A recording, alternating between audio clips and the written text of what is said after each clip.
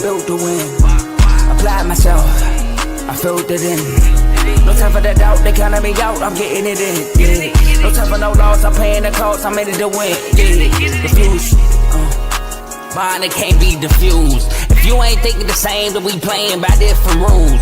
You can't see the vision, we living at different views. Until we complete the mission, keep getting up, never snooze. I walked a mile in my shoes, had the mind of a fool, chasing diamonds and jewels. Trust me, I was confused. Started minding my business and used my mind as a tool. Ended up finding my purpose and found the time to get to it. They told me I couldn't do it, they told me I couldn't make it. They sold it, could never break it. I sadly mistaken, I need a piece of the pie. I want it so bad I can taste it. They told me like Toby, keep on running toes, they gon' take a few to lose. Built to win, applied myself, I filled it in. No time for the doubt, they counted me out, I'm getting it in. Yeah. No time for no loss, I pay for the cost, I'm winning to win. Yeah. Refuse to lose, I'm built to win. Applied myself, I filled it in. No time for the doubt, they counted me out, I'm getting it in. Yeah. No time for no loss, I'm paying the cost, I'm in it to win. Yeah. Refuse. Welcome back to the R2L main show. I will be hosting this one myself as my co-host Tomo, FJA, HOA member. He's on vacation, so I'm house sitting. So I'm in my house. I'm going over next door, make sure everything cool, and I'm going back home. But today we talking about the Bills and the Patriots. Now, both teams made the playoffs. Both teams won their first round. But one team advanced further than the other. The Patriots won the division last year. Took a lot of people by surprise. But we got two guests. One's a Bills fan. One's a Patriots fan. We got the Bills fan backstage. We'll talk about that in a second. But before we get into any of that, I would like to ask that you leave a like, comment, share, and subscribe. It helps the channel 100%. So please, like, comment, share, subscribe. But we're now tuned in to Refuse to Lose. And with that being said, we will introduce our first guest, Buffalo Bills fan. That's hence the name Dudley Bills, because, hey, man, watch your tables, hide the tables, because they jumping to break them. Without further ado, Bills fan, Devinne. How's it going, Devinne? What's up, Carl? I'm Bills fan in the building, a.k.a. Spike Dudley. A.k.a. Devinne, a.k.a. Double A. I was going to say, we might have chose the wrong deli pepper, but it's all good, man. So we're here to talk about the Bills. Before we get into that, do you want to touch on a little bit from last season? Honestly, did I? No, but I will, because it was a heartbreaker.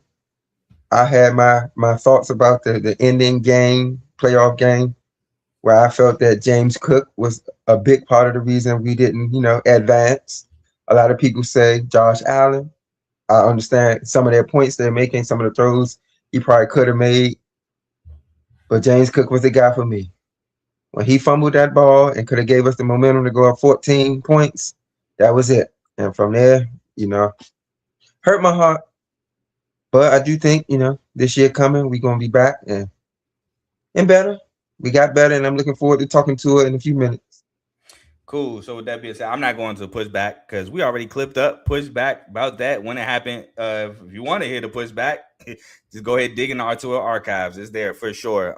But without further ado, I do have to announce that y'all had a whole bunch of coaching turnover. Oh, you even got that too, producer, my fault. I was about to pull it up. But I have to announce that y'all do have a new head coach Joe Brady, who was your OC last year. He's now been promoted with the firing of Sean McDermott.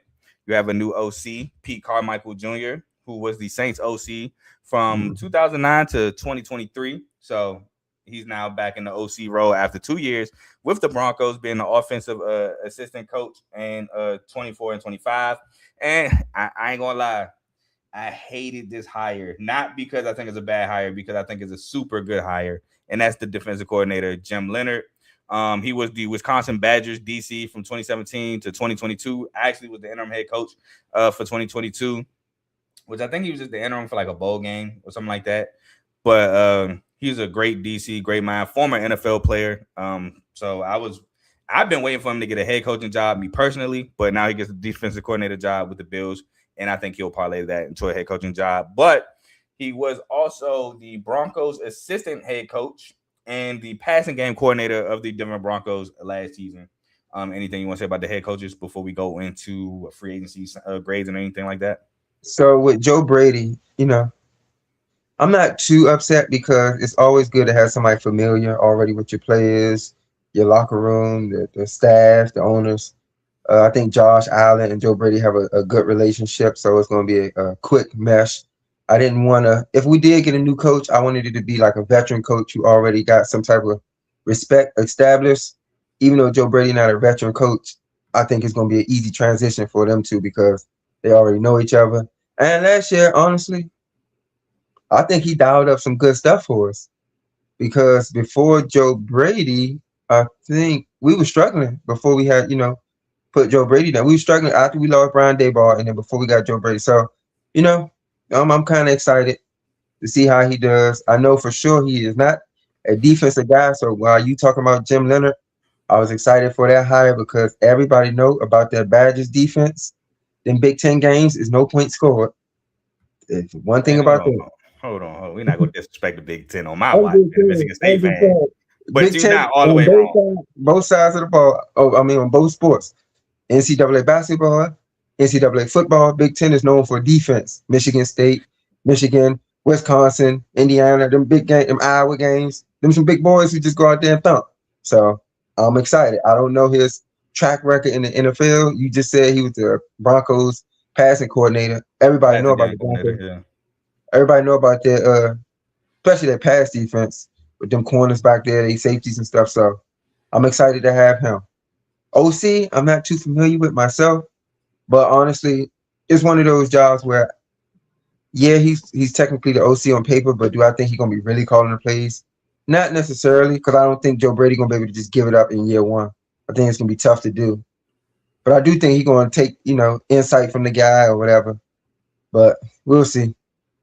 Yeah, I'm kind of with you on Harold Carmichael, but I mean he's a veteran OC, so maybe Joe Brady might let him call plays, but I think Joe Brady's going to be in his ear because, like you said, the relationship he already has with Josh Allen, and like you said, he took over from when I can't remember who it was, but y'all fired y'all OC mid-season before the Cowboys game, and James Cook had that big game against the Cowboys that next week. Also, you know what I'm saying, dialing it up. James Cook was the leading rusher in the whole NFL under Joe Brady as an OC, so I do think that was a solid hire. I think that was actually a really good hire as a head coach, especially if you believe in Josh Allen, like all Bills Nation does believe in Josh Allen. So with that being said, this is your team. So from here on out, you will be taking lead. Free agency. Talk about free agency. Give me a grade for free agency. Now, free agency, the grade will include the draft, but we'll hold off on the draft talk, until we talk about the actual free agency. So if I'm gonna give a grade, I'm gonna be real. I'm gonna say a B, not no B plus, not no B minus, just a solid B, because we got some pickups that I do like now. Name wise, they probably are bigger names. They probably got big names, but people get older, things change. Your resume is only good as what you did the last season. You gotta keep updating it. But we picked up players like D. Alford, love him. I think he played last with the Falcons. We needed some corner help, especially with us losing people. We picked up CJ Gardner. Everybody know about him. We definitely needed some safety backup right there. So those two names right there, especially CJ. We picked up Bradley Chubb, Geno Stone. Now, this probably not the same Geno Stone that was with Cincinnati, but we're gonna take what we can get. And then obviously our biggest pickup, probably the biggest splash name that we got was DJ Moore, which honestly, I've been hearing good things about him in camp. I try not to take that too seriously because you can hear about a player doing excellent in camp and they get out there and playing buns in the season, a la Rashad Bateman. So you don't hear much about Rashad Bateman, but not last year. His first camp I did. The year before last, Bateman had a really good season. The year we made the NFC Championship. He had a good season touchdown-wise. I think he was season, period. It was all right for him. His standards. We'll bring up the numbers. Keep talking. I want to say like 8 on the yard. Keep talking. Yeah. But that's our biggest pickup, DJ Moore. Now, honestly, I can say this. DJ Moore had a good season last year. I think it's a bad taste in people's mouths from that final play when me personally, I don't think he put effort in to going to get that ball for Caleb Williams. Dang, what was it? Caleb who? It's Caleb Williams. Williams?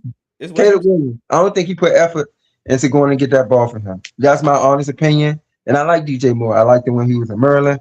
I liked him with the Panthers. I liked him with the Bears. But if I'm being honest and a fair assessment, even though he on my team, I think he could have did more. With that being said, new team. I'm not going to say it. Obviously, a new quarterback, but I'm a big Caleb Williams fan. I'm not sitting here saying he is Josh Allen because Josh Allen just won MVP. So I can't sit there and compare. But arm strength, they both got crazy arm strength. They both take, some ill-advised throws. So I think they're similar in players. And I do think Caleb Williams got the ability to be a top 5 quarterback in the league coming soon. So it's not going. I don't want to say he going to a quarterback that's just so much better. I'm not even going to do that to Caleb, but he is going to the MVP. Who, hey, you seen what he's been able to do with David Ruffin and the Temptations lately, last couple years. From him getting it done, legs, arm, all that. So free agency pickup, I think we did pretty decent. Now, like I said earlier, some of these are names like Geno Stone, CJ, D. Alford, Bradley Chubb. People know them by their name or what they used to do. So now, new system, new team. They got to see what they do over here. But I'm expecting good things because all those players I named bring like a fiery energy that we need. We're going to be missing that. So, yeah, I give us a B, solid B.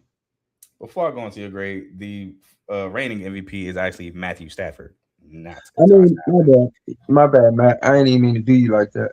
But No. He ain't win MVP last year, did he? yes, he did. He won MVP last year, bro. Josh Allen won it 2 years ago. The year before, they said Lamar should have won. He right. He should have, and he should have. But that's not what we're here for. I just wanted to correct that for the people listening.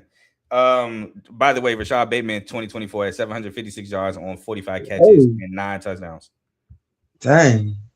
DJ Moore had that in the first 4 games. Yeah, DJ Moore is also receiver 1, and Rashad Bateman is also receiver 2. Zay Flowers had over 1,000. But we'll talk about the Bills. And I actually gave y'all a better grade than you. I gave y'all A-. I actually liked y'all offseason.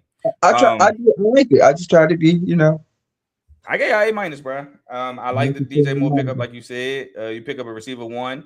I think honestly, Josh Allen needs a receiver 1 because you say we see what Josh Allen has done with David Ruffin and the Temptations, and the seasons just don't look as good as when he had a number 1 receiver. I love Stephon Diggs.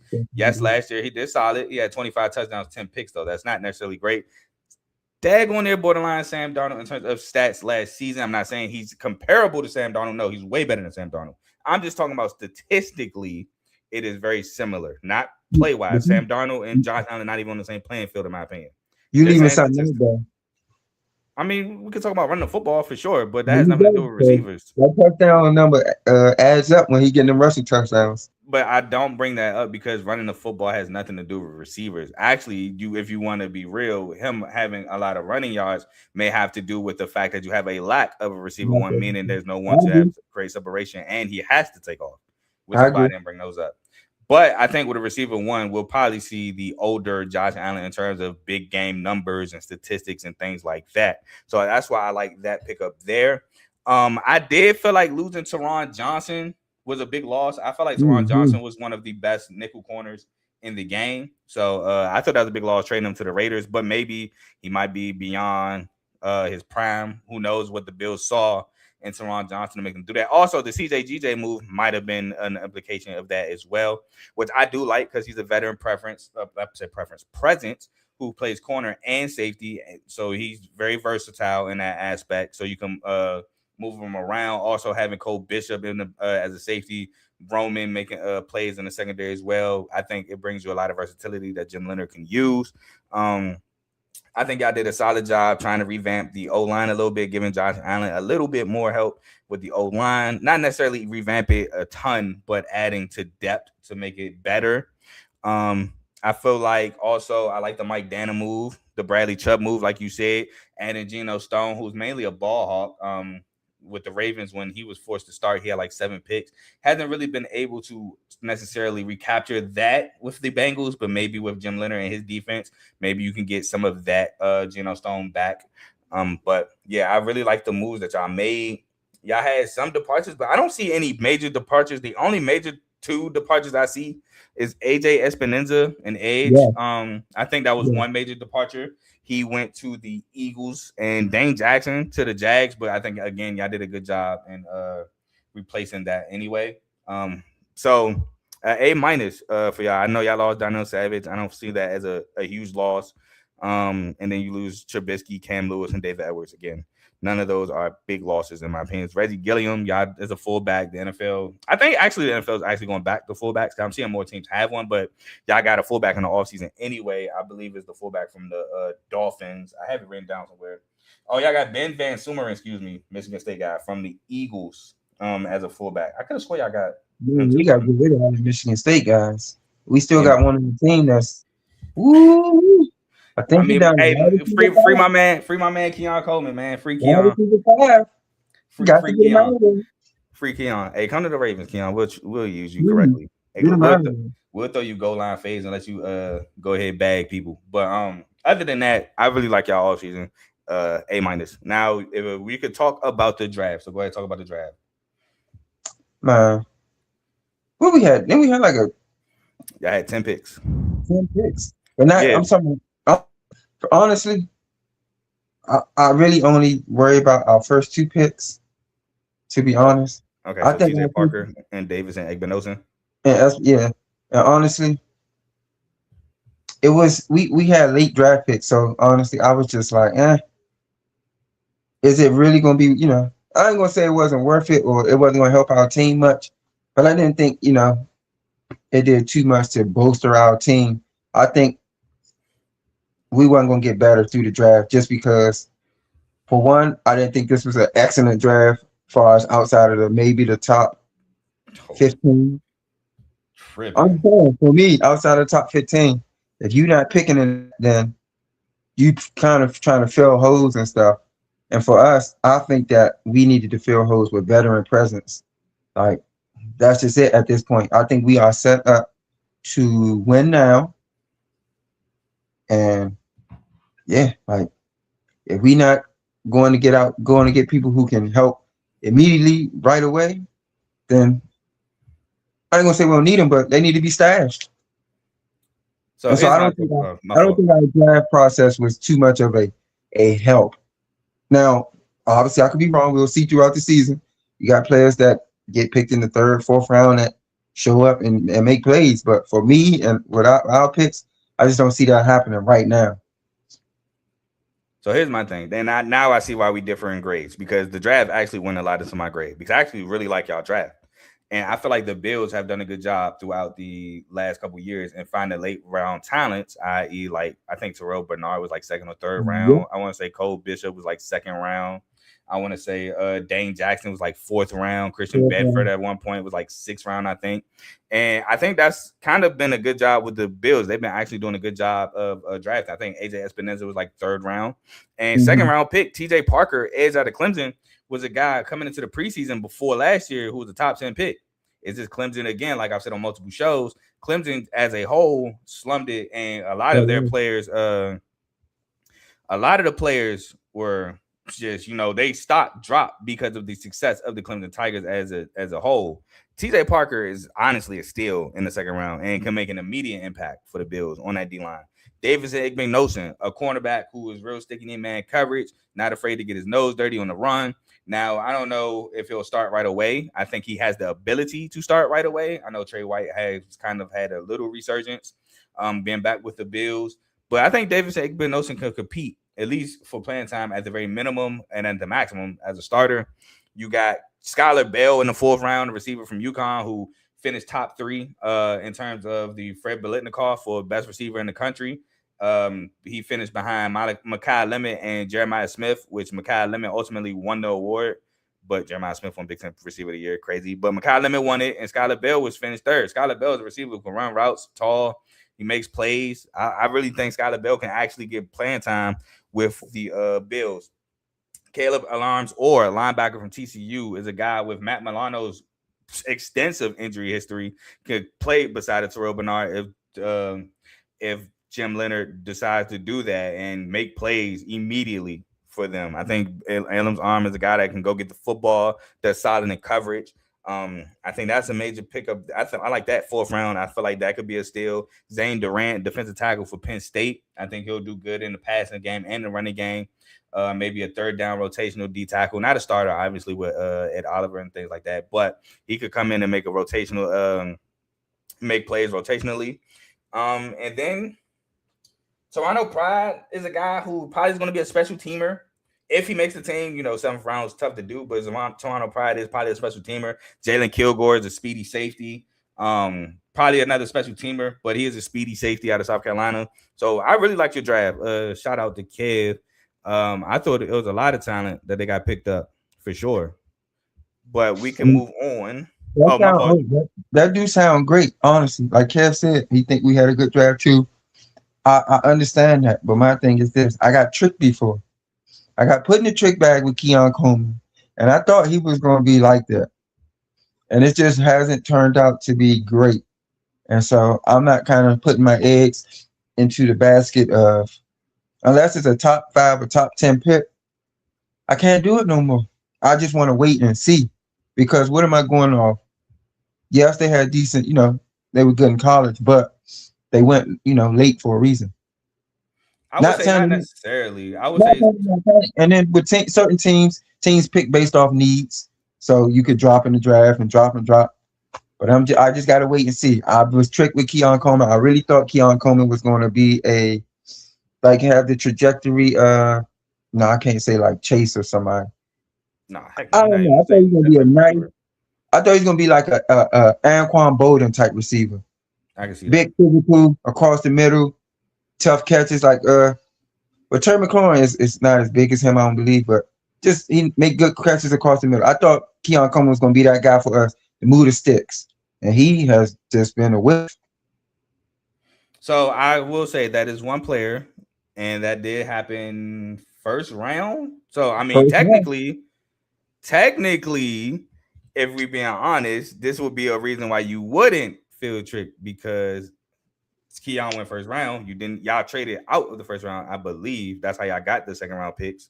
So I mean, like I said, the Bills do have an extensive, like I said, they've shown that they find their talent later on in the draft, which is very good. That shows that you're really good at scouting. So I'm not saying you should put all your eggs in this draft class, but what I am saying, there is talent in this draft class, and you should at least feel some type of excitement about some of the guys you got, because I like some of the guys you got as well. And another thing I will say is, yes, players get late because obviously players got to get picked, but a lot of people get picked, i.e. Anthony Richardson, who I warned y'all about, not y'all like you specifically, but I warned y'all about. He's not a 1st round pick.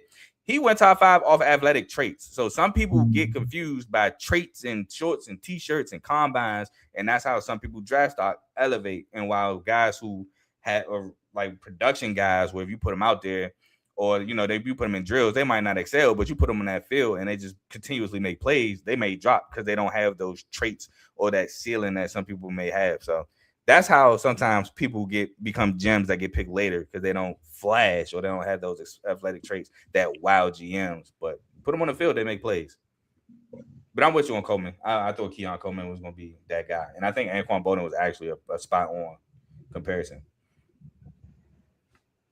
Yeah, and Joe said Pierre Garcon, so those two type receiver, that type of body build and what he was supposed to do for the team. Because he's not a speedy guy, he don't get no separation. So if you're gonna do anything, you're supposed to make these tough contested catches. But he can't even focus on the ball enough. Yeah, man. Well, we'll see. This is what, year 3 for Keon? Yeah, year 3. So hey, he got another year, and then on the Bills. He could be like Jerry Judy. Out of there. I wasn't super high on Jerry Judy either, but we'll move on to quarterback expectations. Tell me your QB expectations. Now, if you want, you could throw rushing yards in there as well. You don't necessarily have to, but QB expectations for Josh Allen coming into this year. Man, what y'all think? MVP. Come on now. That's all I'm saying. I think I'm being serious too when I say MVP because obviously we all know that the MVP is a quarterback-driven award.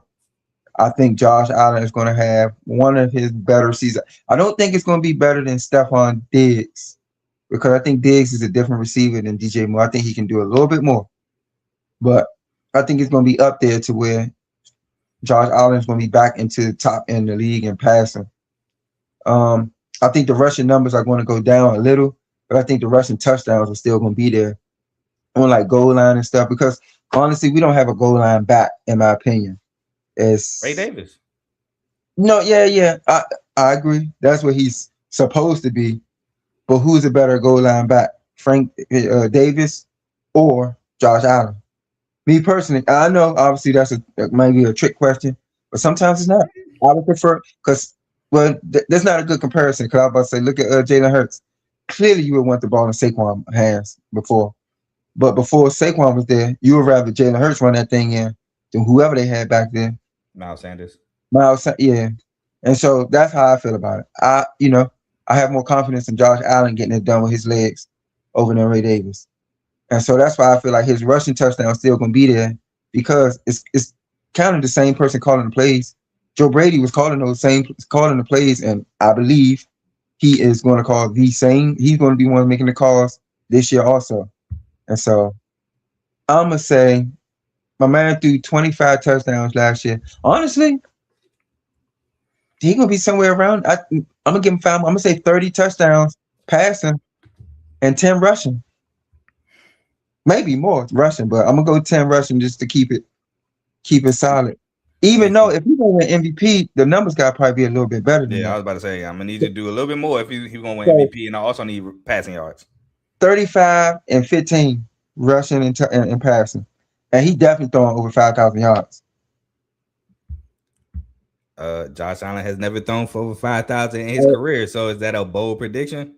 Bold prediction. He throwing for 5,000 yards this year. Okay, respect. Now, a lot of people probably thought I was going to come on here. Josh Allen going to throw for 25, 3,500 yards, 20 touchdowns, 12 picks. But this is my realistic Josh Allen quarterback expectations. 4,000 passing yards, 35 passing touchdowns, 12 interceptions. I didn't do any rushing stats. But those are my realistic passing. And he can obviously throw over. It's 4,000 plus. So 4,000 is just my floor. No less than 4,000 passing yards. No less than 35 touchdowns and 12 interceptions. And like Joe said, Josh Allen is always going to be an MVP candidate coming into a season. So I wasn't surprised you said that. But now we'll move up to the best part, and that is the schedule prediction. And like Stewart said, week 1, y'all are in Houston, where last year Josh Allen for sure struggled against Houston. Shout out to Stewart. One of the touchdowns being a return touchdown by aforementioned Ray Davis. But at Houston, who do you have winning? Us, just because we took the loss to them last year with that tremendous defense they had. But I do still think that this is another step back year for CJ Stroud. And so I don't think he's going to be fully prepared in week 1.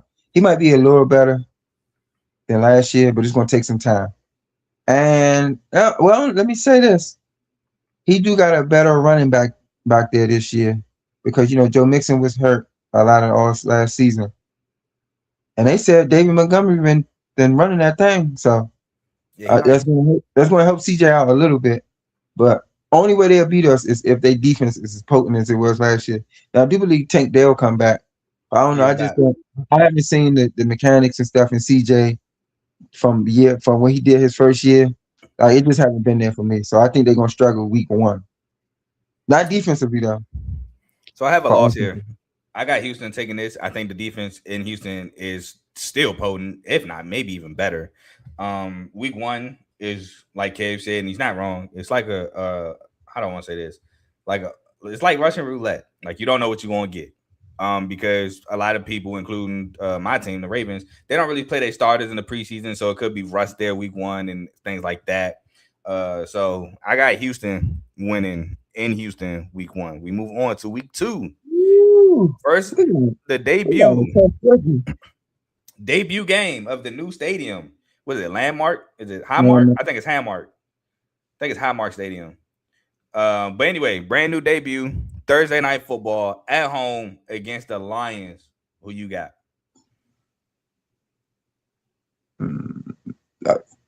Man, we winning. We're not gonna lose the season opener.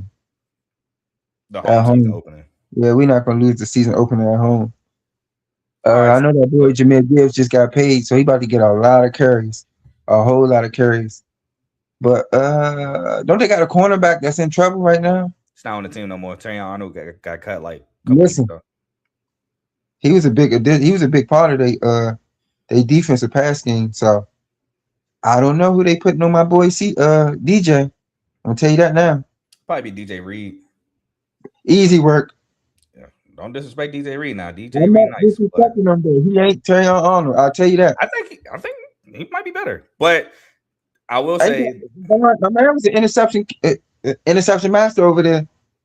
So I'm gonna look that up to see how many picks Terrion Arnold had. But I got y'all winning though. I do have y'all winning. I do think Detroit's defense with the Terrion Arnold situation did take a big hit, and I think Josh Allen and the boys, if they are rusty week 1, they find their mark week 2 against the Lions defense.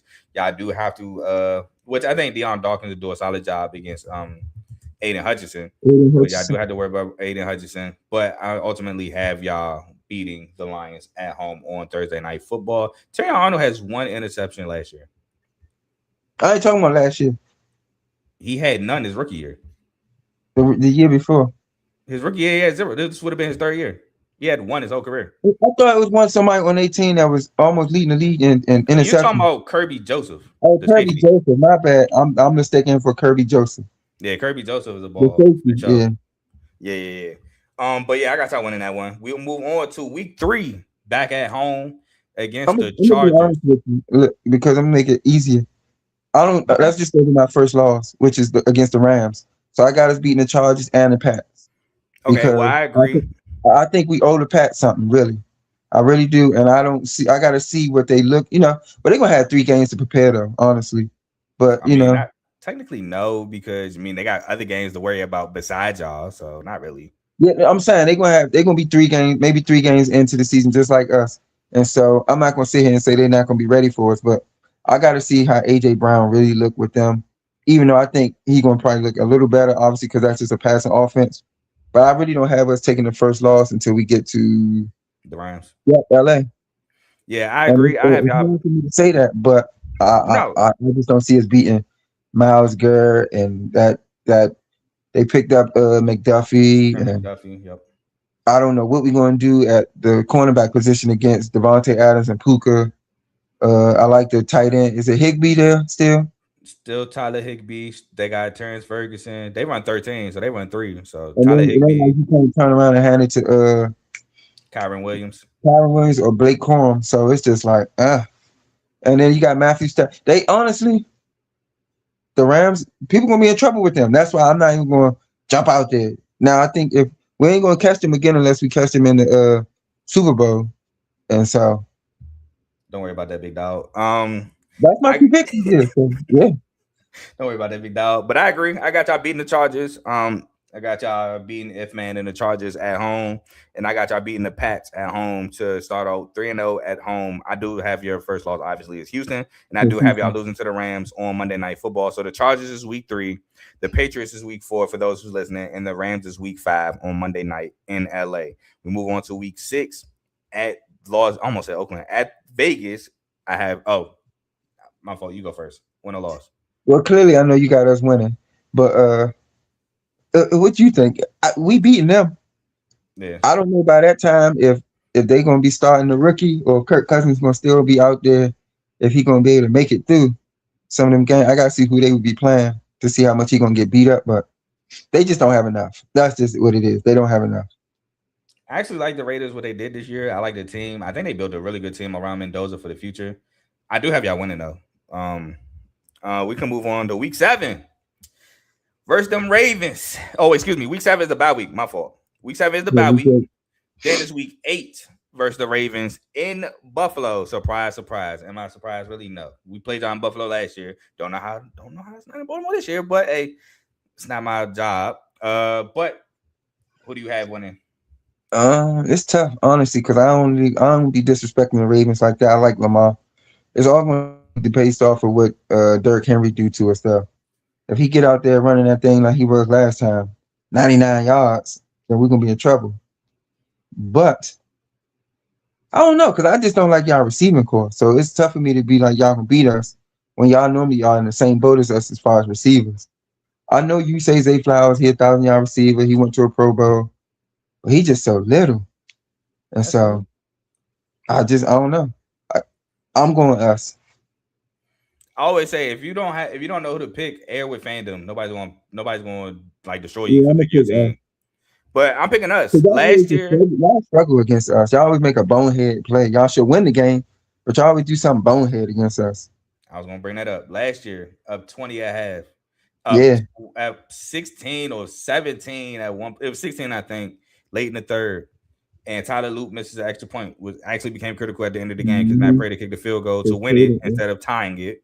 Derrick Henry just fumbles out of nowhere after having a stellar performance, and we end up losing the game. It was just like a terrible downfall. So I do have us winning though because of that. The revenge factor. We're gonna remember what we did, how we should have won last year, and just didn't take advantage and capitalize and allowed y'all back in the game. And y'all took full advantage of that and won the game. So I do have us winning. Also, he was questioning if Mendoza was starting Stewart, not saying if Mendoza was starting, which I don't have Mendoza starting at that time. But I mean, he is the number 1 overall pick. So I mean, He's gonna be starting by week 5. Yeah, week 7 or week 6. Yeah, it could happen, but I don't have it. It's happening.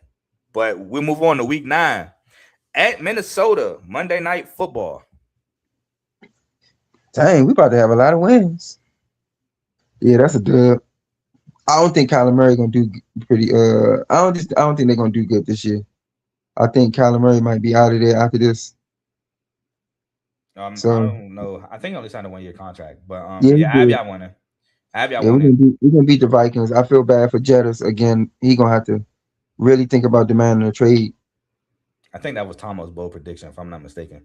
But yeah, I have y'all winning. I just don't like the Vikings as a whole this year. I think they're solid. I mean, honestly, I unintentionally became a hater, like because I didn't realize how harsh I was being on the Vikings. So if you looked at my preview for the Vikings, my record I don't even agree with it, but I had to stand on it. So yeah, but I do have the Vikings losing.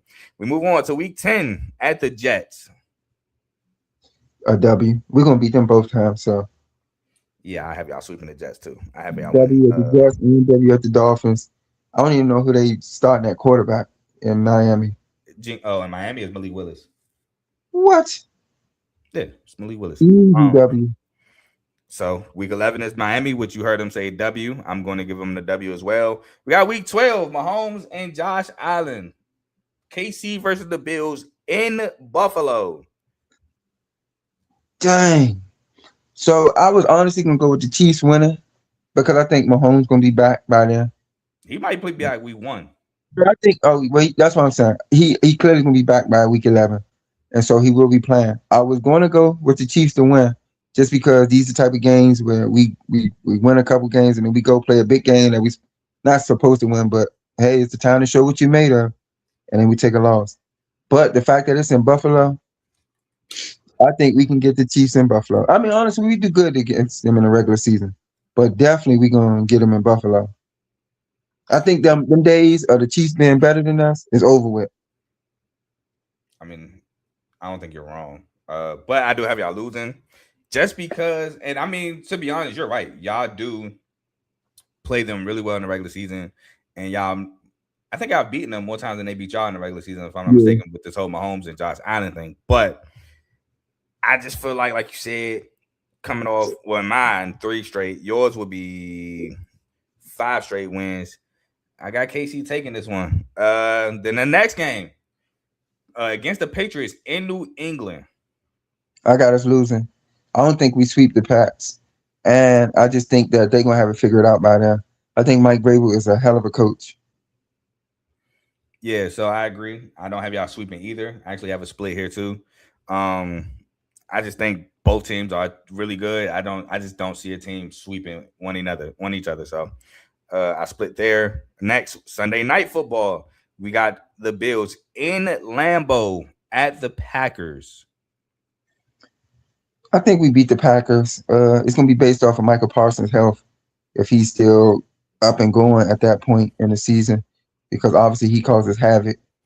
And even though my quarterback is mobile, he ain't that mobile to just be getting out of there like that from somebody like that. And honestly, Jordan Love is like C.J. Stroud to me. He a little bit better, but he kind of up and down. You never know what Jordan Love you're going to get, so I'm going to take out 50 chance and beating them. If it was in Buffalo, I would take the Bills. But in Lambeau, Sunday night, late in the season. Now, granted, Lambeau and Buffalo is basically the same thing late in the season, but just difference of locations. I went with Green Bay, and I will say that I could obviously be wrong with this because I'm with you on Jordan Love. Huh? They don't have no number one receiver either, though. I think they're banking on Christian Watson, who has a terrible injury history. They putting him as that, but yeah, they technically don't have a real number one. So that's why they got good collective players, but they don't have a number one guy. I think they look at Christian Watson as the number one receiver. He's just hurt a lot. And if not, I think they look at Matthew Golden as a number one receiver. It's just him and Jordan Love, in my opinion, connection they couldn't really connect a lot because I feel like Jordan Love missed him on a couple deep balls. Yeah. So I feel like they feel maybe with another year if Christian Watson can stay healthy, I feel like they got their guy. But ultimately, I really went with this game because it was in Green Bay. If it was in Buffalo, I'd have took Buffalo 100%. But we move on to Week 15, Saturday night football versus the Bears in Buffalo. So as hard as it is for me to say losing this game in Buffalo, I think we lose to them. Only because I think my boy DJ Moore gonna be pressing. And I think they're gonna want to beat him too, but I think he's just gonna be tense and want to play so good. And I just don't. And like I said, I think Caleb Williams is probably gonna project himself into maybe top 6 this year. So I think he's gonna have a really good season. He got some great weapons over there. That tight end is just amazing to me. So Colson Loveland. Yeah, I see us taking this loss just because I think DJ Moore is gonna have a rough game, trying to do too much. Everybody don't play good in homecoming games. I have y'all winning, and kind of the same reason, but I don't think because he's playing against his former team, he's going to be tensed up. I think because he's playing against his former team, he's going to be turned up and he's going to ball. Mm-hmm. I think he's going to get a lot of third down conversions, make a lot of plays, might even have multiple touchdowns in this game. I feel like Joe Brady and Josh Allen is going to kind of, what I want to say, they're going to try to make the game plan in his favor, for lack of a better term. And I think he's going to show out against the Bears, especially in Buffalo. So I got y'all winning that game. But we move on to Week 16, Christmas at Denver. I want to say it's Christmas night too. At Denver. We definitely winning. We owe them. Well, let me say this. It depends on what they do with Pat Surtain. I mean, if they're gonna make him stick DJ Moore or if they're gonna put him on the other side. It depends on what they. Oh wait, I'm tripping. Waddle's on the Broncos. My fault. Yeah, I'm saying Waddle on the Broncos. But it's gonna depend what they do with him because, like you just said, the Broncos got some decent pickups and clearly they still got the same defense pretty much from last year. So it's gonna be always tough to beat that team. I'm not a super believer in what's the quarterback name?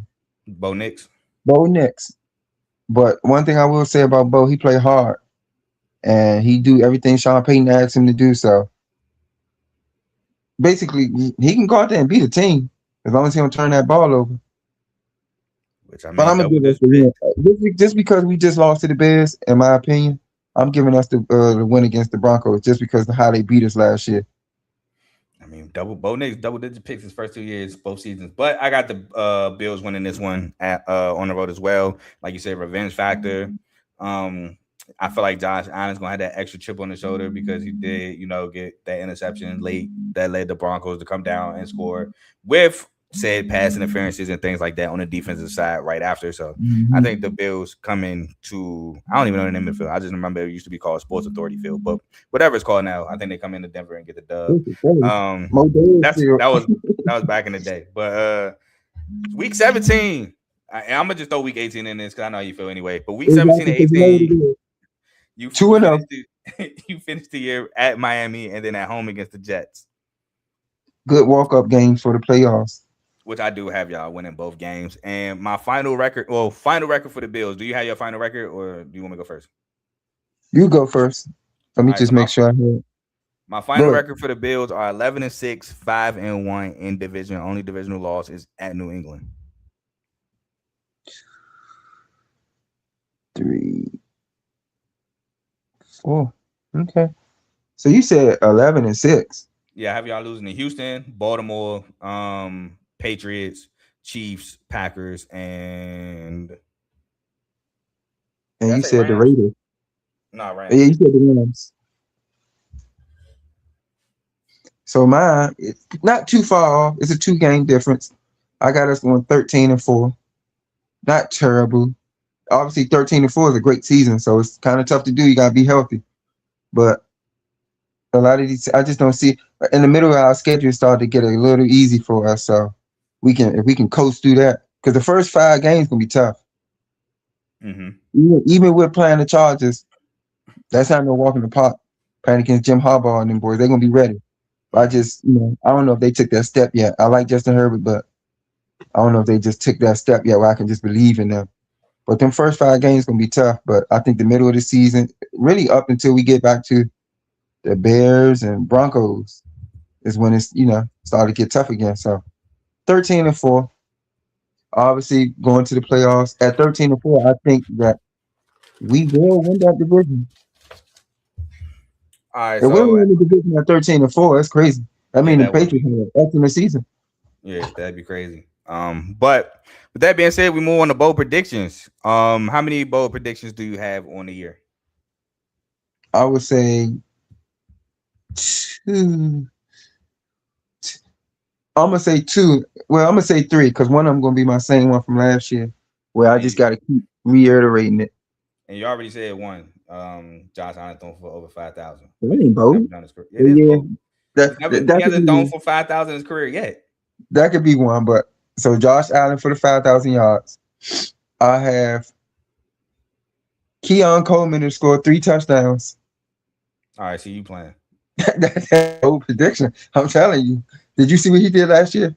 Nada. Yeah, but 3 touchdowns is kind of low. But I'm listening. Keep going. That's a high standard for him. He had 4 last year. Listen, anomaly. All right, no, I'm gonna go. He had 4 both years.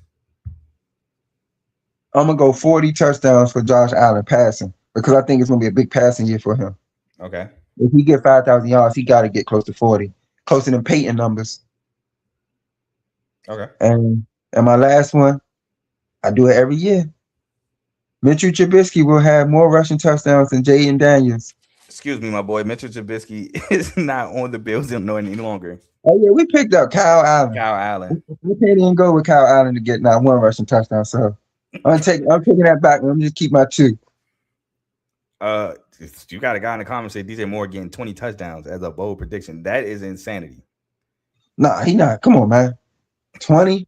That's Randy Moss numbers. You can't even say that for like Puka, and I'm gonna be like, yeah, you gotta be somebody who, honestly, whoever made that comment, I like the fact that you believe in DJ, but he not tall enough to do that. I'm just sorry. That matters. He ain't gonna get a lot of jump balls in the end zone. But and so I like you, and I appreciate you watching. Yeah, but 20 touchdowns. Come on, this is not Randy Moss. All right, so here's my bold predictions for the Bills. I got Dalton Kincaid with 8+ touchdowns. He hasn't done that in his career. DJ Moore with 10+ touchdowns, so cut his in half. Skylar Bell, 250+ yards. I think he actually gets in rotation. The rookie 4th round pick out of UConn. And Cole Bishop, huh? I said he better get 250 yards. Well, I don't even know if he's in rotation. So yeah, I know. So if he is in rotation, 250 is a bold prediction because you don't even know if he's even going to play. And my last bold prediction is Cole Bishop gets his season high in interceptions, 4+ interceptions. Not season That high, boy's a career high. ball hawk. Y'all saw him Yeah, last. That boy's a ball hawk. I love Cole Bishop. I was mad y'all drafted him out of Utah. But Dev, that is the end of the Bills segment. Any last words? But before we move on to the Pats, Yeah, just look to have me back here with my 13-4 record. The MVP trophy. Possibly a rushing title. No, possibly a 1,000-yard receiver / rusher. How about that? This time when it's time at the end. Yeah, I'm saying James Cook. all right. 1,000 Look, yards I love receiving, James Cook. You the one that got the problem with him. 1,000 yards receiving, 1,000 yards rushing. Oh, Yeah. that should have been a bold prediction. No, he on his Roger Craig. Salute So Roger Craig, man. Praise with Roger Craig. yeah, so that's what I'm going with. So just look for me around this time. And then division winners. I know we had that hiccup last year, and not even really a hiccup. To come second in division ain't that terrible to do. It's just we've been running it so long that people just so excited, and they didn't expect the Patriots to be so good. So, but we will be back on top this year for sure. I think it's mainly because the year where y'all actually. Well, I can't even say that for real because the Dolphins gave y'all competition and y'all actually did win it the year the Dolphins was good, but so Yeah, but I don't think they was good with Tua. I just think I can't say they was good. Okay, well, never mind. I guess then people are thinking that the year that you actually had some competition, you lost it. I was trying to be on your side with that, but never mind. I can't do it. The Tua just not it for me. Atlanta will see. All right. With that being said, thanks for coming on, Dave. We gotta move on to our next guest, and that is with the Patriots. So, no, Patriots, man. Eagles got their own episode. Oh, yeah. All right. All right, we appreciate you. Yep. Okay. So that is the Bills. We now move on to the Patriots. And my boy in the backstage already shaking his head. But without further ado, we're gonna bring up Tony. What's going on, Tony? Can't hear you. Oh, you muted. My bad. Can you hear me well? Yes, sir. It's a little muffled though. I can't lie. Yeah, I got my headphones on because I'm not home yet. But okay, cool. I was I'm trying to find the hold on. It was muffled. There we go. I couldn't find the.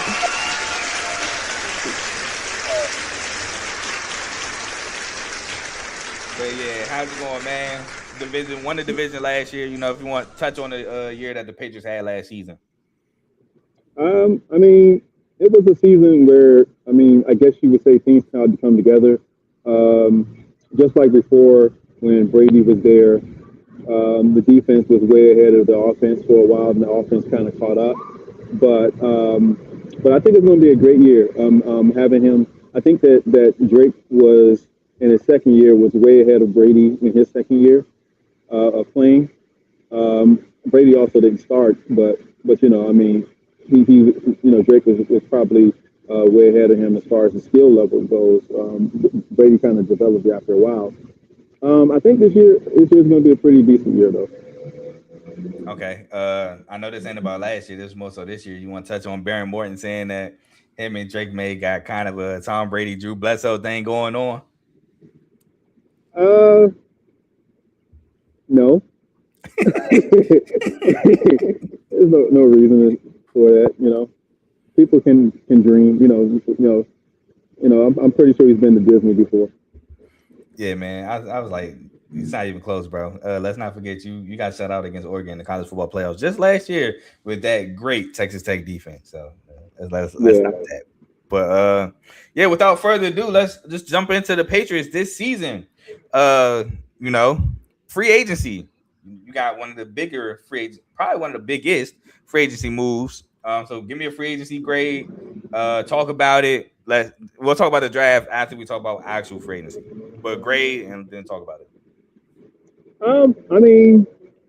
We got one of the best receivers in the draft. He wasn't the only one. I think a lot of the other people we picked up in free agency was pretty decent. We generally fill some holes with some veteran presence, right? Especially on that left side of the O line, right? to bring some veteran presence over there. But I think that having someone there that's happy to be there as a receiver and going to probably show himself off this year, I think it'll be great. I mean, if I had to give them a grade for it, I mean, AJ kind of pushed it up, but I would probably put it at a B plus. I think they could have gone after some other people that I wanted to go after. I really wanted to go after another veteran running back because I didn't like when our running backs were hurt last year and we were pulling people out of Walmart to try to play running back. But other than that, I think they had a pretty decent. Probably B plus. Yeah, I gave y'all A minus. AJ bumped it up to an A minus. Again, we'll talk about the draft later, but I like the fact that y'all got Romeo Doubs and then Romeo Doubs with an AJ Brown. So Romeo Doubs would be a clear receiver too, while you have a clear number one receiver in AJ Brown. For sure will help Drake May out even more than last year. So I really like that. Obviously, who wouldn't? I did also like the fact, like you said, you signed Elijah Vera Tucker from the Jets. Hopefully he helps Will Campbell, because for as highly touted Will Campbell was coming out of LSU, he didn't have a great start to his career last year. He actually became the butt of a lot of jokes. So hopefully he can figure it out this season coming up. I like the Reggie Gilliam signing the fullback from the Bills because, again, I think fullbacks are starting to come back in the league. And me personally, I always say that TreVeyon Henderson should start. And if you get TreVeyon Henderson a fullback and, open up them lanes, TreVeyon Henderson could be gone. So I'm still a proponent of TreVeyon Henderson should be the starting running back, but I know Ramondre got paid. But that's just me. That's just my opinion. Well, I think the one thing that happened last year is that Josh finally had the opportunity to show Ramondre's entire skill level, right? He can pick up the blitz, right? But the one thing that people didn't realize is how great his hands are. And I think that showed out a little bit more. So when they got TreVeyon, they wanted him as that type of back. But Ramondre kind of took that away from him at the end of the year. If you notice, TreVeyon wasn't in there as much because they were like, well, we got the bigger back. They got the better hands.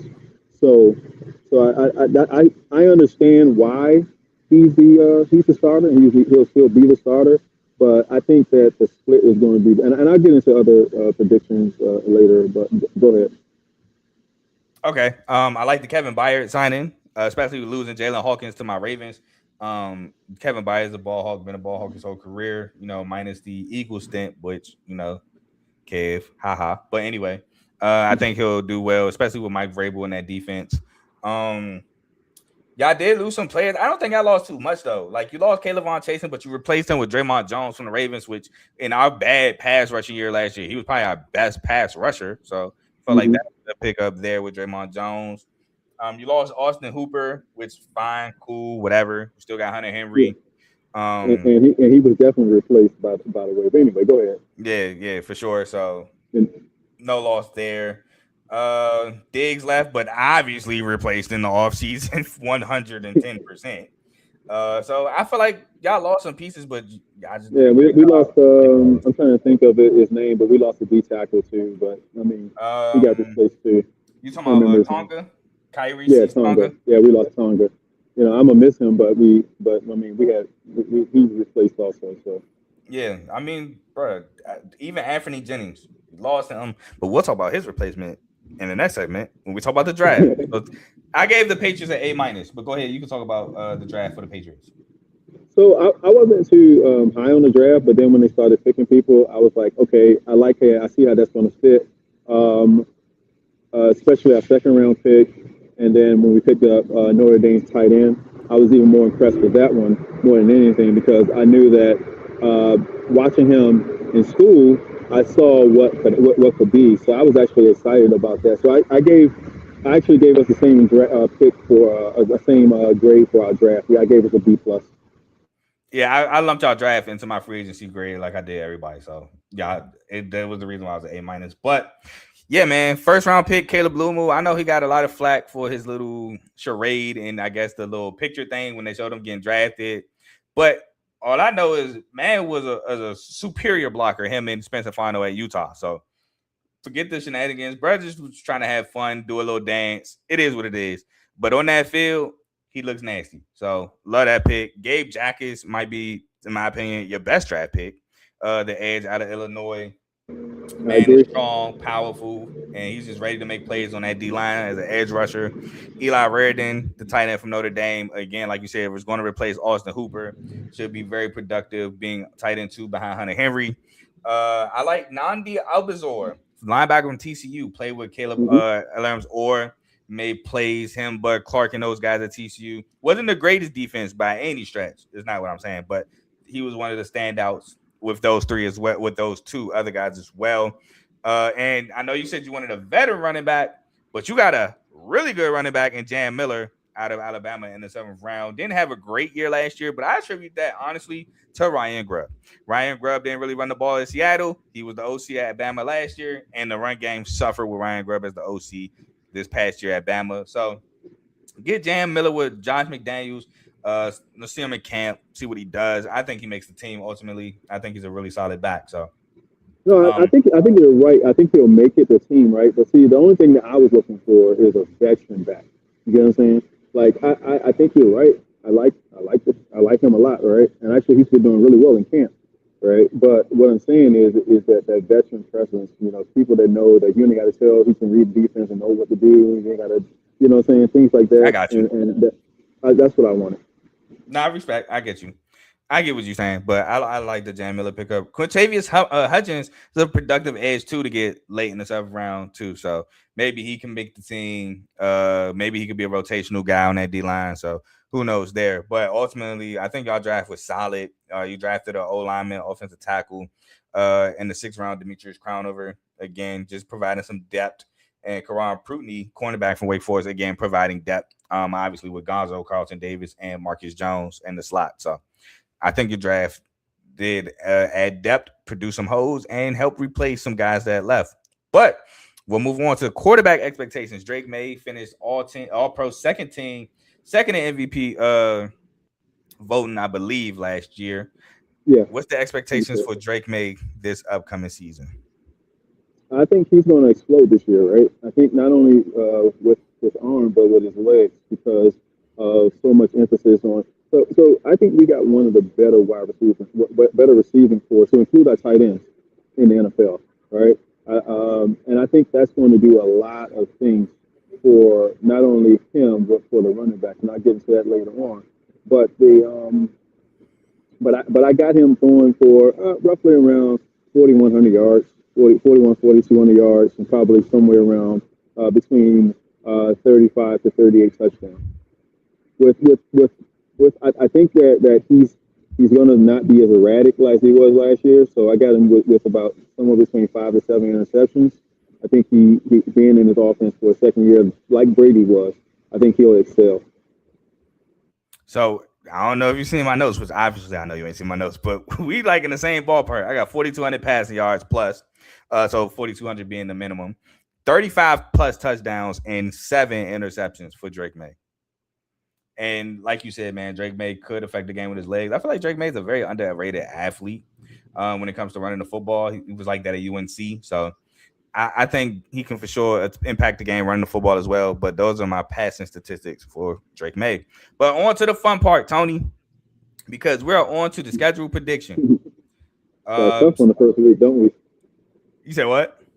Got a tough one the first week, don't we? Yeah, you sure do. Super Bowl rematch, week 1, Wednesday nights. The NFL is trying to take over every day of the week. Wednesday night is the season opener this year. It's in Seattle. Who do you have? So I actually got us winning this game. And the only reason why I got us winning this is because the person that killed us offensively ain't there no more. Right? And I think that our secondary is up to the task of being with their receiver that you saw last year in the Super Bowl. If we could get offense together, I think that the fact that the left side of the offensive line will be healthy this year.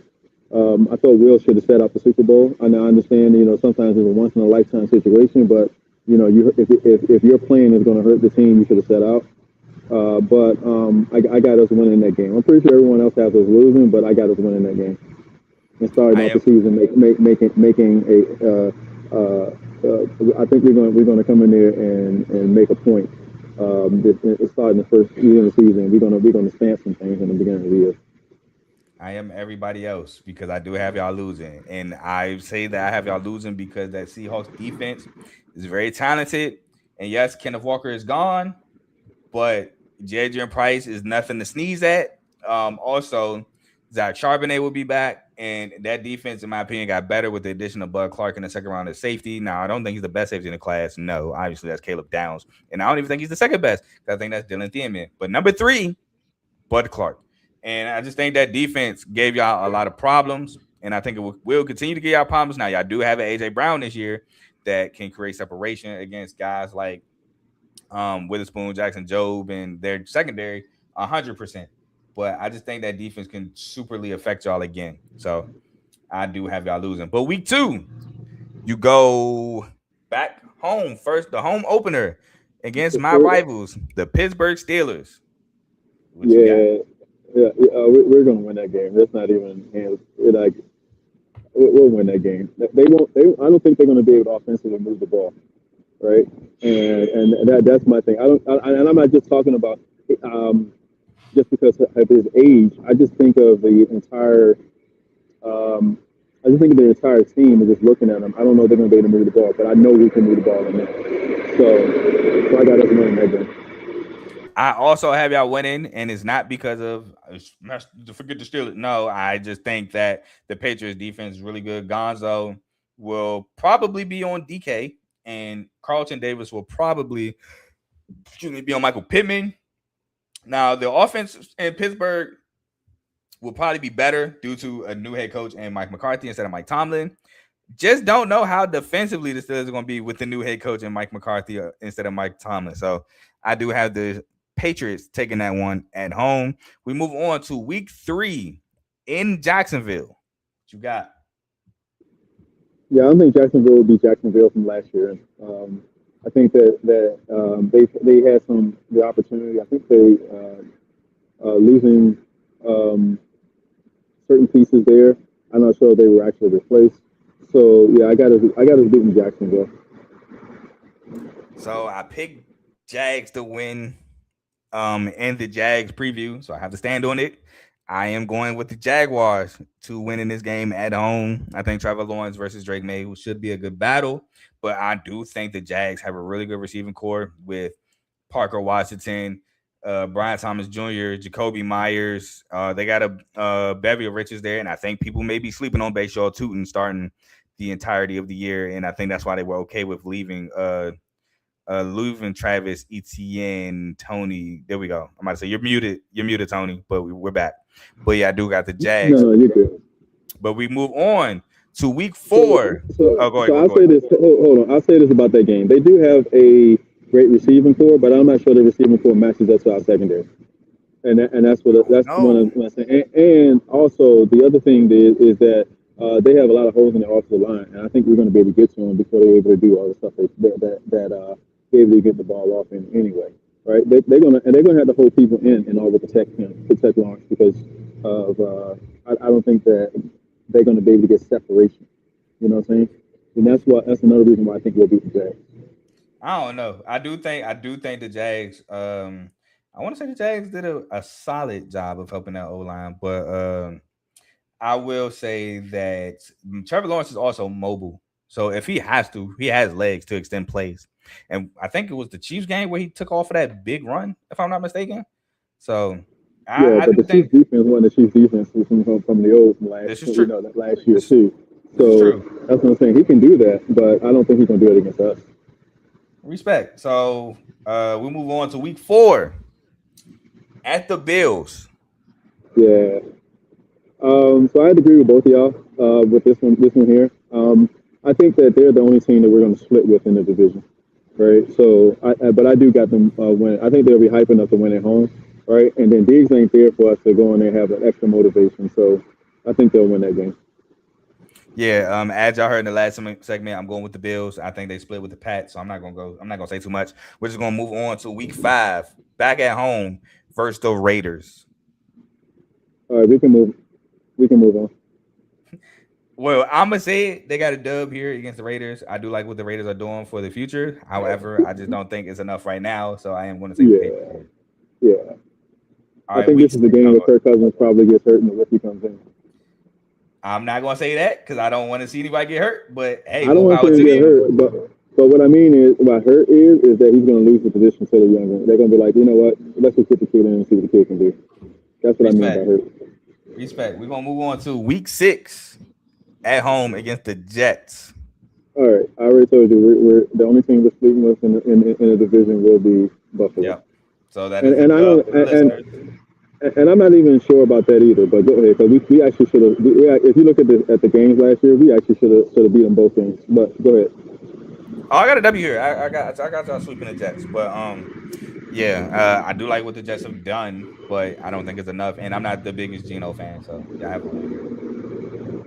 But we move on to week 7 in Chicago, Thursday night football. What you got? Oh, man, this is a tough one, right? Because it's in Chicago, right? So it's a tough one.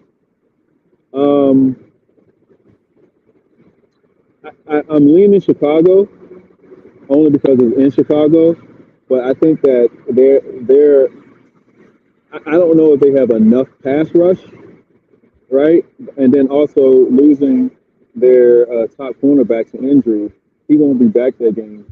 So it's like who's gonna cover AJ, and who's gonna cover Romeo, right? Who's gonna cover all the other? So I don't know, but I mean I'm leaning Chicago, so I'll say Chicago. About that boy Jalen Johnson. Yeah, like I said. Nah, you tripping though. We ain't about to disrespect Jalen Johnson. Well, I'm not saying that, but that's covering one person, right? Yeah. But you got everything. Think of the receiving core we have. Like we have a lot. We have a really really nice receiving core, and then the tight ends that go along with it makes it even worse because their linebackers can't cover tight ends, as you saw against. They got new linebackers now. Tremaine left. TJ's still there, but Tremaine left. But so I'm leaning Chicago. I would say this. I always tell people if you can't pick, lean with fandom. Nobody's gonna kill you for that. But I do have the Bears winning in Thursday night in Chicago. By the way, sorry, Kev. I forgot I'm taking over. Producer's not here at the moment. So I'm gonna just read through Kev's comments real quick. He says Boutte will lead the team in receptions and receiving yards. Trolling. Now he's following the schedule, but he said Jadrian Price will win Rookie of the Year, which I don't think that's a kind of a bold prediction, to be honest. Jadrian Price is really nice. Not a lot of tread on them tires coming into the league. I'm gonna skip to the end where Kev says y'all are currently 5-2 in his record prediction so far. My fault, Kev. I forgot I was taking over. But we move on to week 8 in Miami. You gotta win because you said you split with the Bills only. Not gonna lie. I went with history here. Y'all normally do not play well in Miami. Yeah, but Tua ain't there no more. That's true. For some reason, Tua just played well against us. I don't know. Malik Willis ain't beat me. Yeah, Malik Willis ain't beat me. I have an L here. I'm sorry, Tony. I'm going with the trend of y'all not playing well in Miami. Okay. Him or I mean the backup, it doesn't matter who they put back there. They're not gonna. Yeah, my fault, man. I went with the trend. Kev has 6-2. Next we have week. I think I'm on week 9 here. I'm losing track. Hold on. 1, 2, 3, 4, 5, 6, 7, 8. Week 9 at home against the Packers. So I think we're going to have the same thing that happened last year with Diggs in this game with Romeo Dobbs. I think they're going to set a game plan up where he's just going to have maybe like 10 to 12 catches, right? And I think they're just going to set it up that way. But yeah, we'll beat the Packers. Yeah, I love me a good revenge game. I do have y'all beating the Packers at home. And like you said, I would not be surprised if that's the word I was looking for. If the game plan is tailored towards Romeo Dobbs getting his revenge off. So especially if you remember, not last year, but the year before last, there was a little kerfluffle, or however you pronounce that word, on the sidelines. I would. You'll know in the first 2 series of that game, you'll know if they game plan for Romeo Dobbs. Yeah, facts. Because McDaniels doesn't hide that he's doing it. Facts. So, but I do have y'all taking that dub, and we move on to week 10. Early morning game in Munich, Germany, going against the Lions. Well, it's gonna really depend on if the Lions secondary is together, right? You know what I'm saying? Like that's really gonna depend on whether those guys are back and playing at the level that they were playing at beforehand. Um, and so I got us winning this game. So you know the only team I got losing in that division this year will be The Bears. That's what you the only said. thing I got to lose is the Bears. Yeah, I agree. I do have y'all beating Detroit and Munich. I think Detroit is going to struggle stopping this offense, with the things that they got going on in their secondary. So I do have y'all winning in Munich. We move on to, well, first of all, we have the bye week 11. So y'all got a pretty late bye week for this season. We're going to move on to week 12, where you play Ifman and the Chargers on the road in Los Angeles. Yeah, I got us possibly losing that game. Good. I have y'all losing too. I didn't, you know what I'm saying? I ain't want to be on your bad side, but I do have a loss here against the Chargers. It's just the trend of us coming off a bye week. We almost lose every outcome of bye weeks every year, no matter who the coach is. Okay, respect. Week 13 at home against the Bills could be a We'll win that game. game. Yeah, as we both said, we have them splitting, so there's a win there. We'll move on to week 14 at home against the Vikings on Thursday Night Football. Yeah, we'll win that one too. I have a win against the Vikings as well. Again, I'm not super crazy about the Vikings this year. Then we'll move on to week 14 at Kansas City, Monday Night Football. I got us losing that game. I do have a loss as well. Kenneth Walker, Patrick Mahomes, and those weapons. I don't think it's ugly. Let me not say that, but I think it's tough. It's a tough game for y'all here. But we'll move on. Just a heads up, but it might get a little dark. But Okay. It We could try to speed through the schedule. So next game at the Jets, you have a win because you said the only team you split with is the Bills. I too have y'all sweeping the Jets. We move on to week 17 versus the Broncos at home. Yeah, I got us beating the Broncos. See, I have a loss here. I Revenge know factor. everybody thinks we're going to lose to them, but I think we'll beat them. Yeah, I have a loss here. Revenge factor. Bo Nix will be in this game healthy. It is in New England, so y'all do have that, but I do have a loss here. In the last game, week 18 versus the Dolphins, you do have a win here because you said you only split in with the Bills. I have a win here. I think I split with the Bills and Dolphins. My Dolphins split is more so trend than team. But you got your final record, or you want me to go first? Go ahead. So my final record. Unfortunately, the Bills won the division. I have the final record of the Patriots being 9-8, 4-2. That's less wins than the experts think. I mean, there's some swing games, like the Jags is a swing game. I got y'all losing. The Dolphins with the whole trend thing, that obviously can be wrong this year, and that boosts it up another win for sure. I just went with the trend there. The Chiefs game is a game I feel like is a swing game. And the Chargers, I have y'all losing to the Chargers, but I feel like that's a swing game. So yeah, we actually don't have. So I never based things on last year. That's what most people try to base it on last year. I just look at what I've seen in camp and all the other teams in camp, and that's why I kind of base it on it. You gotta speak up a little bit. So I said that's why I try to base it on last year. Not like I don't base it on last year. I base it on what I see in training camp. But I see us I see us finishing one game less than last year. Yeah, it's going 13-4. Okay, so that would be 13-4 would be tied with Dev in the division, which at that point tiebreakers, a bunch of tiebreakers, because y'all both have each other going 5-1. So okay, but that would safely put y'all in the playoffs, I would assume. So yeah, that is the schedule prediction. We're going to move on to Kev. I don't know how you got on 5-1 if you agree with me on the trend with the Dolphins, but that would bring up bold predictions, and I have 4 bold predictions for your team this year. But you go first, obviously, because it's your team. Okay. I got Christian Gonzalez getting Defensive Player of the Year. Love it. I got Drake May actually winning MVP this year. Another bold prediction. I have the defense finishing in the top 3. Okay. And I have,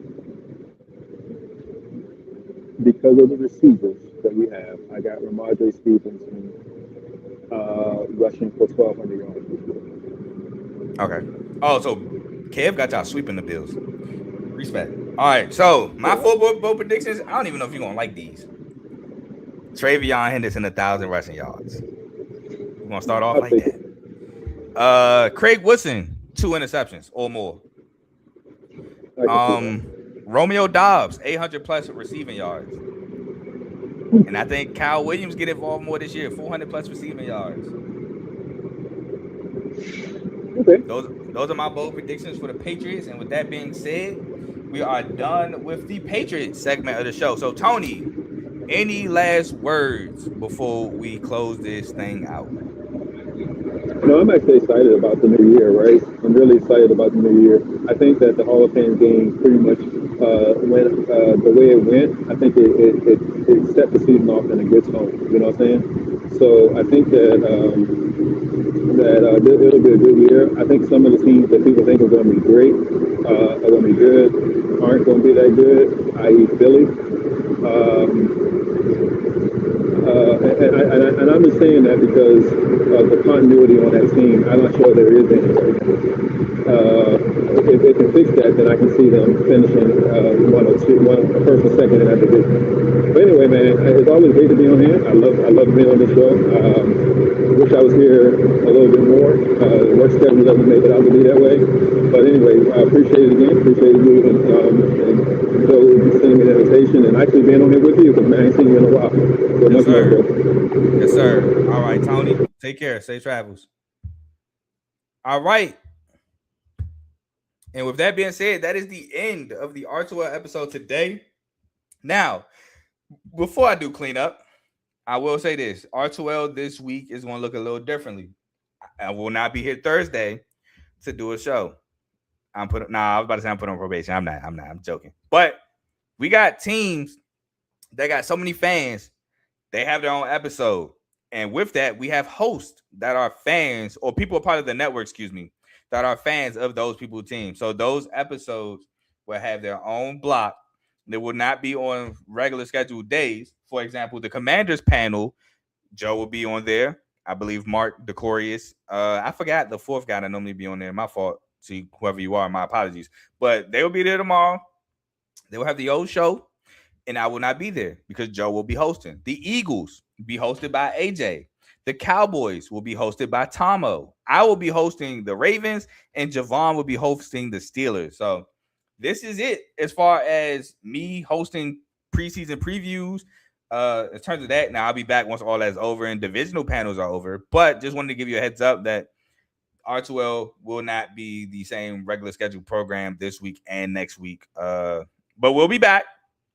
We'll be back to that once everybody gets their preseason predictions and panels and things like that off. So good there. But man, what an episode. We done had the Bills. We done had the Patriots. Appreciate anybody who is stuck with us this entirety of the episode. Appreciate you, Kev, for being in the comments so heavy. Please like, comment, share, subscribe again. And if you would like to, man, become a member. We got a lot of things with our membership program. We got 3 tiers, Pro, Superstar, and All-Star. Now, obviously, you don't get everything if you're a Pro member as if you was a Superstar member. It's tiers. So the Pro member, you become a member in one chat of your choice. It's not random. We ain't going to do like that. So that's it for like basically pros. Or you get like the badges and stuff. But the Superstar, you become a member of all the chats except for the main R2L chat and the parlay chat. And then you get everything else that comes with a pro. You get access though to members only videos as well. Appreciate you, Will. I'll put my link up. Hold on. I'll put my link up in a second. Let me but I definitely appreciate you asking 100%. And then we have Superstar tiers, which you get access to every chat, parlay, R2L main chat, everything. You get access to the members only content. You get access like the badges and everything like that. I believe, and don't quote me on this, but I remember there was a thing where if you were a member of the chat, you could come on an episode a month. You can suggest a topic we talk about. I got to talk to Joe to make sure that it's still a thing, but I remember at one point it was, so don't quote me on that, but I believe that's still a thing. But yeah, those are our membership programs. Speaking of the membership program, let's shout out our members. Salute to Worm, which is Donnell, Dave, Tomo, Joe, Giovanni, Ty, Coach Combs, Dimitri, Decorius, Big O, Ocado, Chris, and Teddy. Salute to y'all being superstar members. We appreciate that. Now for my boy Will, you can catch me. You'll catch me actually after I eat dinner on Carl Talking College. I am finally going over the Big 12. It is done, ladies and gentlemen. It is done. Here's my link, Will. Definitely appreciate you again.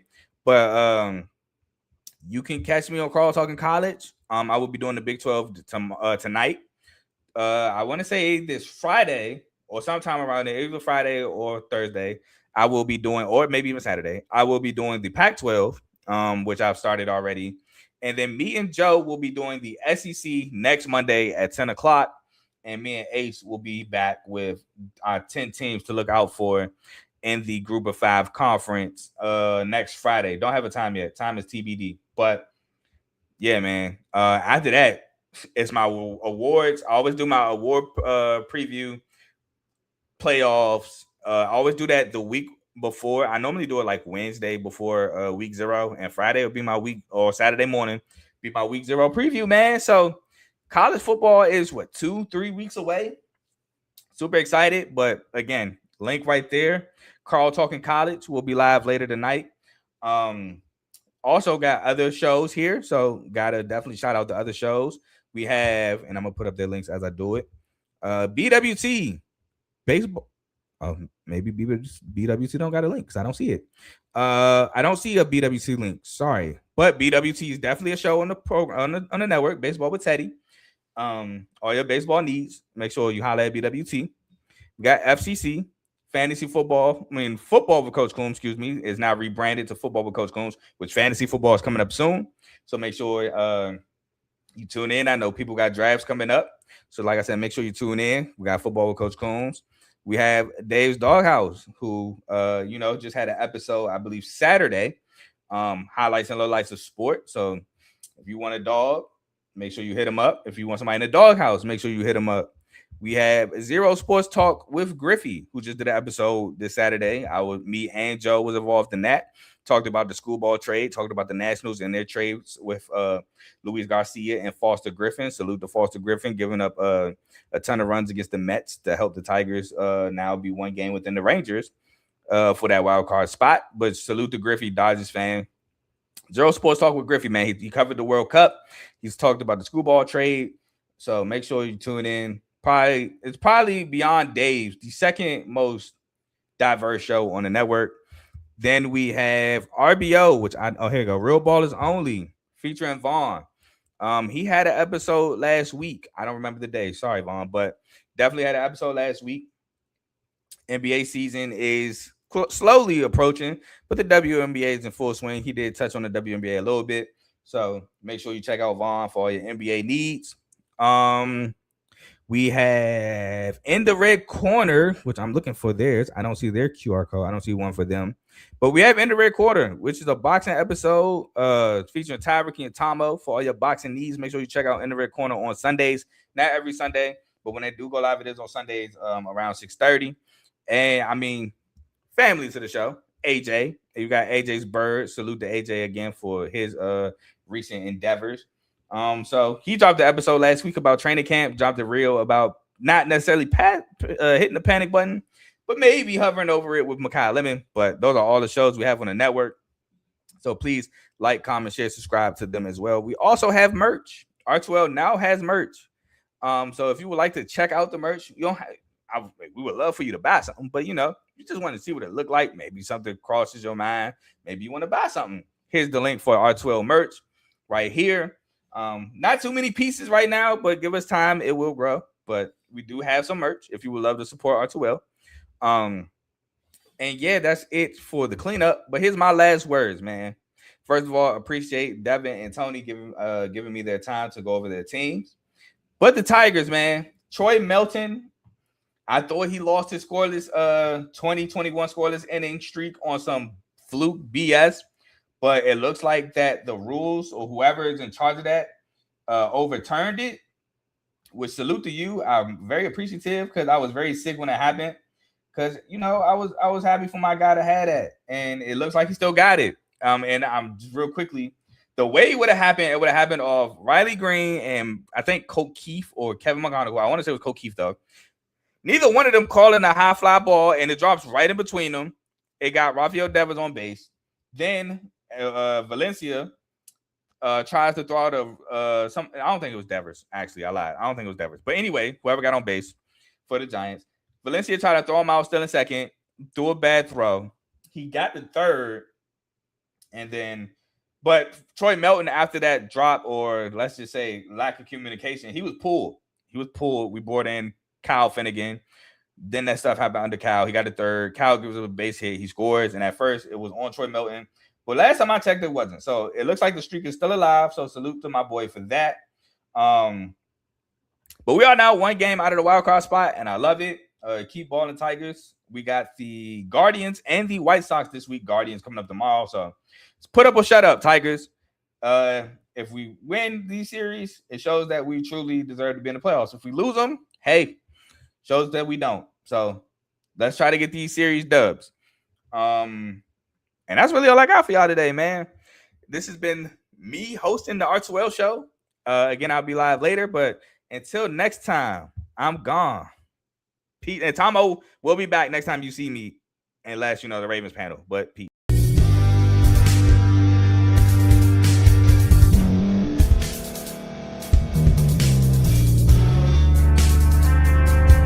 Thank you for staying to the end. If you're watching this on YouTube, please like this video, subscribe, and also hit that notification button so you can be notified next time we put out a video. If you're listening on any podcast platform, subscribe and hit that notification button, y'all, so you can be notified we put out another podcast audio. And last but not least, hit that share button. No matter what you're listening to or watching it, hit that share button and send it to somebody that you know that would love to watch this episode you just listened to. So once again, thank you for staying to the end, and we'll see y'all in the next episode.